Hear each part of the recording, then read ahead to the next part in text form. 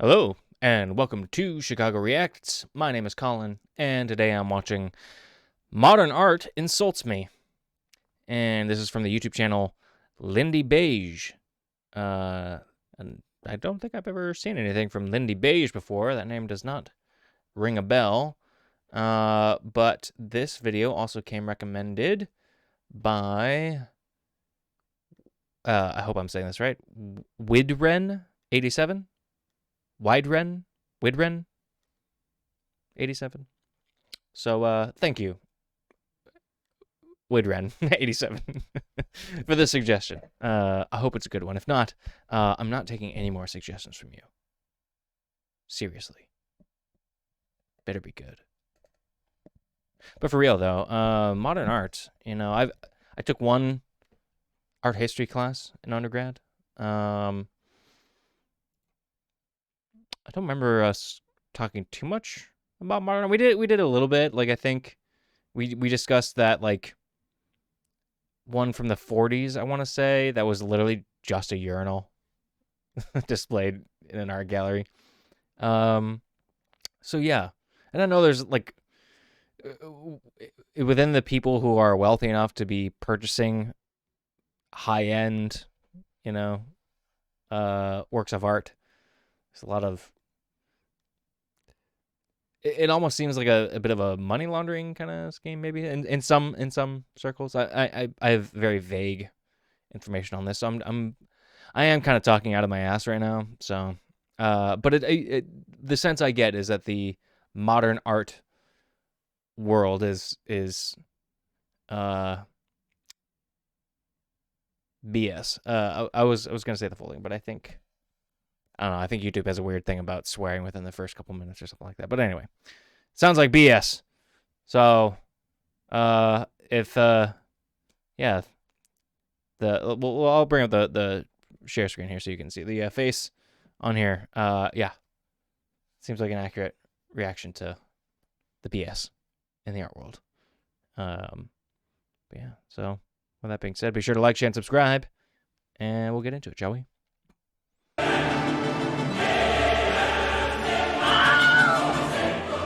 There are few things today that make the common man more angry than modern art. And I think perhaps I can explain why. I've a few times been, for instance, to the Baltic Art Gallery, which is a massive and impressive building made out of an old flour mill on the banks of the Tyne here in Newcastle. Well, actually, it's on the Gateshead side. And more than a few times, I've heard someone say something very similar to, "I think I better leave now before I get really angry." You see, the people were just frankly insulted by what they saw there. I went to an art exhibition in the castle in Ljubljana in Slovenia a year or two ago, and there was this program, and I kept it, and it's just amazing. Now, you can see there are 2 pages of text. Don't worry, I'm not going to read out the whole thing, but you're just going to have to take my word for it that it's all like this. I'm just going to read just this bit here, just a couple of paragraphs, and it's difficult to imagine, I know, that all of it is like this, but trust me, it's all like this. Brace yourself. I'll probably mispronounce his name. Mirsad Begic is a master sculptor in every sense of the word, even though it's 2 words.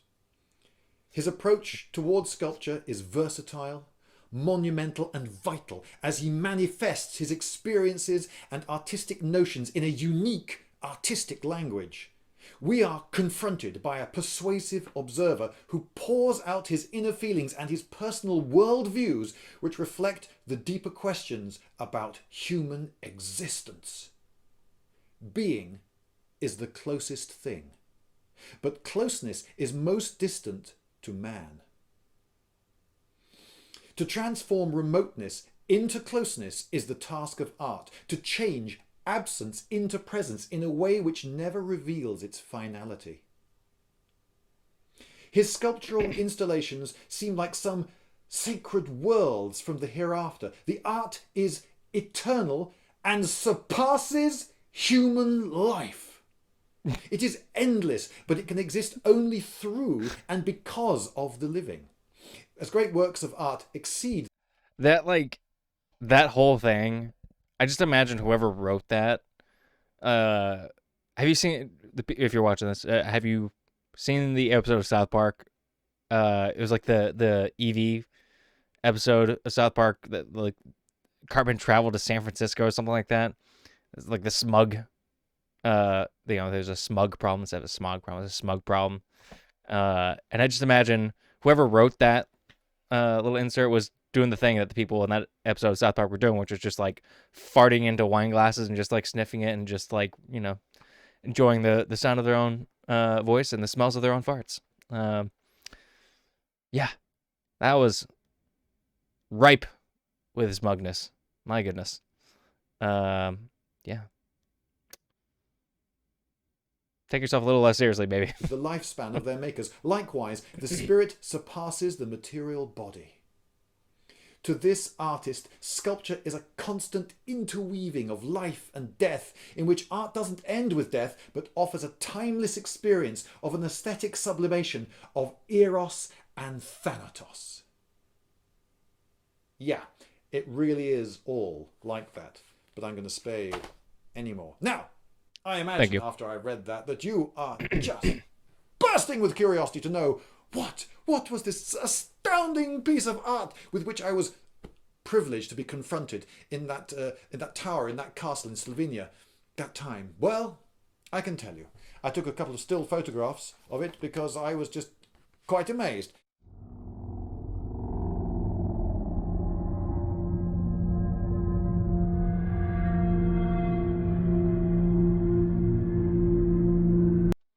Looks like, I don't know, the remnants of some kind of. It looks like the rubbish pile in like some kind of prehistoric home, like the ruins of something. Like what? I don't know. Would you call this mixed medium? I mean, it's a lot of different things, pieces of wood and string and hair. Hey, I don't know. Some sticks. Yep, it was almost literally a pile of dung. I say. Yeah, it also like. Hang on a second. I gotta go back it. Look at that. Come on. There we go. Yeah, it almost looks like a macro version of, I don't know, a cat's hairball or something. Oh my God. Just, I think I know why he's going to explain why this made him so angry. But let's see what he says, and maybe it's similar to why I'm feeling the feelings I'm feeling. Oh, gotta press play. Almost literally a pile of dung. I say almost literally. It didn't actually smell like dung, but it definitely looked like dung. It was this brown gungy with hay and hair and stuff in it. How big was it? Was it on the floor or the wall? Down on some cheap crumpled plastic sheeting, and it didn't seem to have any shape or pattern or anything to recommend it to anyone. And frankly, I was just insulted. Not only was it praised to the rafters in the text, but it made absolutely no attempt to be understood. It made no attempt to please me. And that is insulting. That makes you angry. Imagine you've thrown a party. It's a costume party, and you have a theme. I don't know, ancient gods of Egypt, for instance, and loads of people come to your party, and your parties are famous for being really, really good, and there's a very high standard of costume, and one person just turns up in jeans and t-shirt, and when comments are made on this, he just doesn't care. Well, he didn't make an effort, and that's sort of an insult to the host. The host had gone to a huge amount of trouble and expense to throw this massive party to which this guy has been invited free, is not being charged, and he makes no effort at all. Yeah, I get what he's saying. I guess it's just like it seems very cynical. That's how I would have put it. It just seems cynical in that like it's playing with the patrons' expectations of what they're going to see. They're going to an art exhibit. They know an idea of what the patrons' expectations will be, and they're totally shattering that as like a fuck you to them for wanting to see art. And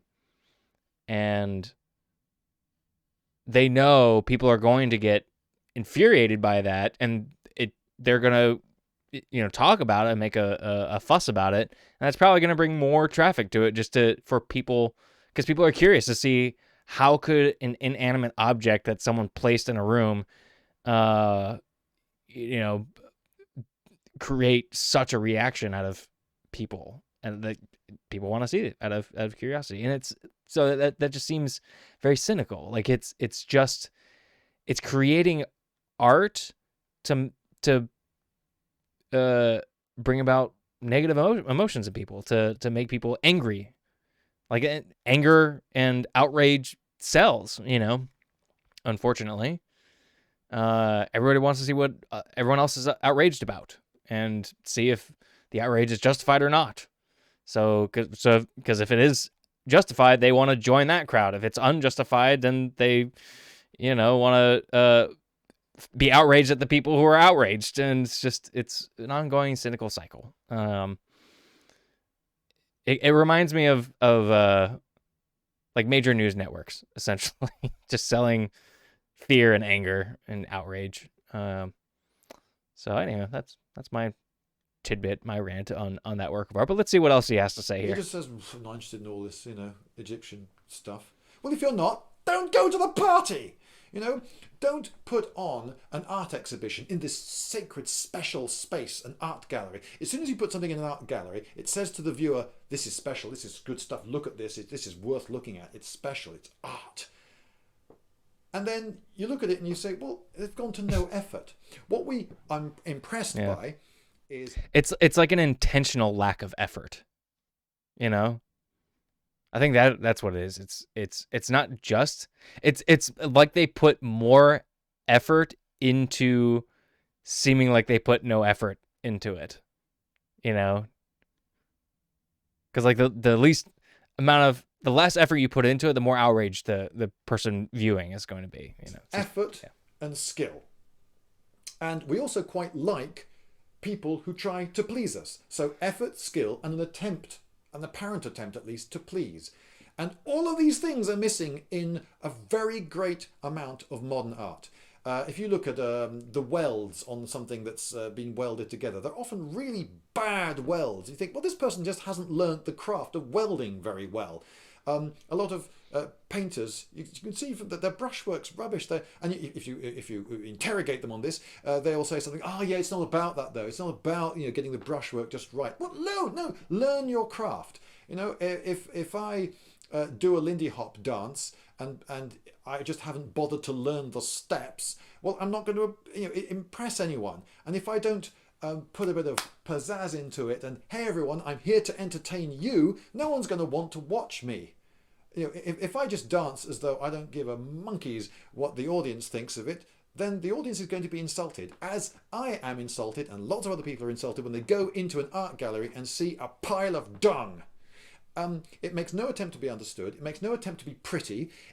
There's no craftsmanship in it. You don't look at it and think, wow, that's really impressive. And there's no evidence that it took any amount of time either.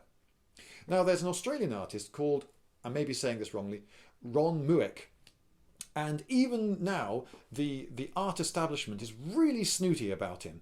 But the public loves his stuff. Now, he used to be in special effects in movies. He used to make prosthetics for horror films and that sort of thing, little puppets as well. He worked on Labyrinth, I think. And he makes these amazingly realistic sculptures out of wax and so forth. And you look at them... Oh my God. And instantly Whoa. you can tell two things. One, that must have taken flipping ages to do. You look at a leg on a human figure that he's done, and every single hair has been placed into the skin on someone's leg. And you go, wow, look at all the hairs. That's amazing. That must have taken absolutely ages. And you step back, and the skin tones are so convincing. It's so lifelike. There's a huge amount. Oh my God, the detail in that is incredible. Holy shit! Like the even the light like passing through the skin, like kind of how it refracts like on that upper layer, like That's And incredible. Wow. effort and a huge amount of skill has gone into that. And so the public likes that sort of stuff. The public looks at those sculptures and thinks, wow, that's good. I like that. At last, I found something worth looking at, worth travelling some distance to see in an art gallery. But of course, the art establishment. I wonder, like, now I'm getting kind of curious. Like, I'm looking at those sculptures and I'm wondering, like, it's got to be possible for like a stop motion kind of thing of that like level of detail of a face, to animate that kind of thing.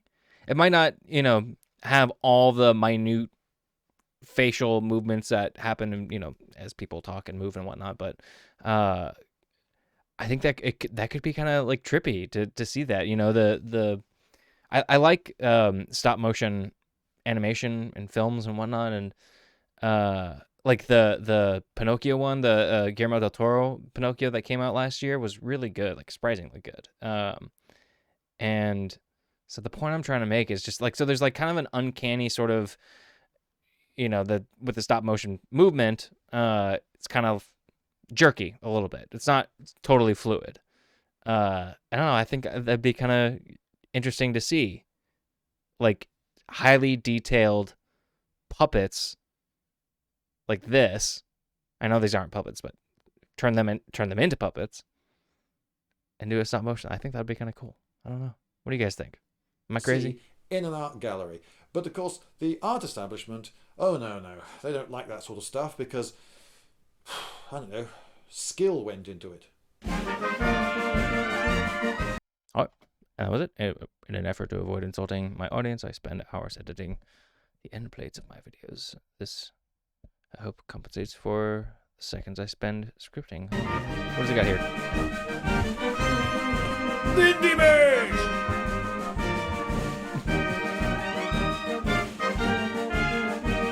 Is that it? Okay. With a first time at a YouTube channel, I want to see what he's got at the end credits there. If he's got some bonus content, and I guess the little Lego man counts as that. So there you go, Lindybeige. I think I can get into this guy, into his videos. I'm not gonna get into him. You know what I mean. But I can watch his videos. I think we share similar opinions, at least on modern art. But yeah, I don't know. I think I'm filled up on my frustration towards modern art. But if you have any other like art history or art analysis type videos that are more highlighting a particular artist, that is good, show me that. I want to watch the videos that I'm going to be like, yeah, I like that. That makes me feel good, So yeah, let's see here. I see one here. How to Understand Modern Art, Arthur Schopenhauer. Maybe I'll watch that one. Seems interesting. Anyway, that's not from Lindybeige. It's another guy. It's oh, I lost the video now. Where is it? I want to tell you. See, I want to bring it up, see if you guys are familiar with this page. But now, oh, here we go. Weltgeist, maybe. I don't know. Are you guys familiar with that channel? Let me know. Should I watch it? Or if you have any other Lindybeige videos that you would recommend, let me know. Either in the comments or I don't know. If you like, share, and subscribe. If you subscribe, become a patron, then you can like reach out to us directly or reach out to someone at the channel directly. But yeah, thanks for watching, everyone. I hope you enjoyed. And yeah, be sure to like, share, and subscribe, like I said before. And I'll see you next time.